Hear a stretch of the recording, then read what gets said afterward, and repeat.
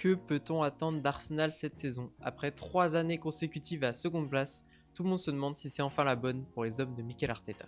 Le technicien espagnol devrait reconduire son 4-2-3-1 habituel, avec une ossature principale composée de Raya, Saliba, Rice ou encore Odegaard, mais aussi Gabriel et Saka, enfin en pleine possession de leurs moyens. Ces 6 joueurs seront titulaires indiscutables cette saison, et il n'y a plus besoin de les présenter. Au poste de latéral gauche, une forte concurrence devrait être mise en place entre Calafiori et Lewis Kelly. Si l'Italien offre un profil plus défensif que son compère, l'Anglais pourrait être favorisé du fait de son implication en attaque et de son incorporation dans le milieu en phase offensive, à la manière d'Alexander Arnold à Liverpool la saison dernière. Sur le pendant droit de la défense londonienne, Timber sera titulaire mais devra faire face au retour de Ben White après ses nombreuses blessures. Reste à voir s'il retrouvera son niveau, lui qui était très apprécié par Mikel Arteta. Aux côtés de Declan Rice, c'est une recrue qui devrait rapidement s'imposer dans le double pivot en la personne de Zubimendi, avec le départ de Thomas Partey libre de tout contrat. C'est le joueur qui devait faire peur aux Parisiens là.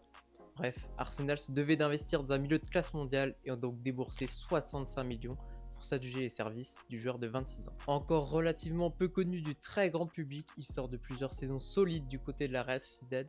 Il permettra à Rice de plus se projeter vers l'avant en restant plus bas lors des phases offensives et servira aussi au jeu rapide d'Arsenal en transition en étant très bon à la relance. Sur l'aile gauche, c'est Martinelli qui devrait occuper le poste en début de saison, mais ses performances en Dancy et le manque de profondeur offensivement ont conduit Arsenal à se renforcer cet été avec l'arrivée de Madueke depuis Chelsea. Si l'anglais était plutôt habitué à jouer du côté droit avec les Blues, il est tout à fait capable de changer de côté et devrait prendre l'ascendant sur Martinelli étant meilleur dans le dernier geste, malgré chez lui aussi une grande irrégularité. On peut aussi compter sur le jeune Ethan Nwaneri pour gratter des minutes cette saison et prendre une nouvelle dimension. Ce n'est pas sur Madueke que tous les yeux sont braqués actuellement, après avoir joué de nombreux mois avec Merino en pointe dû aux blessures de Kai Havertz et Gabriel Jesus, les Londoniens tiennent enfin leur grand attaquant. 54 buts la saison dernière, rien que ça. Victor Gyökeres a cassé tous les compteurs avec le Sporting et les Londoniens n'ont pas hésité à débourser 65 millions d'euros pour l'amener dans leur rang. C'est sûrement la valeur la plus incertaine de la saison d'Arsenal. Va-t-il réussir à s'adapter à la première ligue? Allez, c'est déjà illustré en pré-saison avec un magnifique but de la tête, mais a eu plus de mal à s'incorporer au jeu de Mikel Arteta.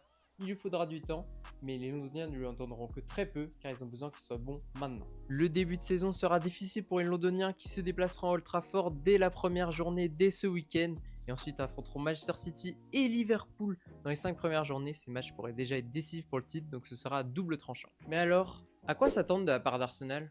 Encore une fois, ils devraient être dans la course au titre jusqu'aux dernières journées et semblent plus armés que jamais. Leur efficacité défensive a déjà été prouvée la saison dernière en terminant largement meilleure défense de Première Ligue avec seulement 34 buts concédés en 38 jours.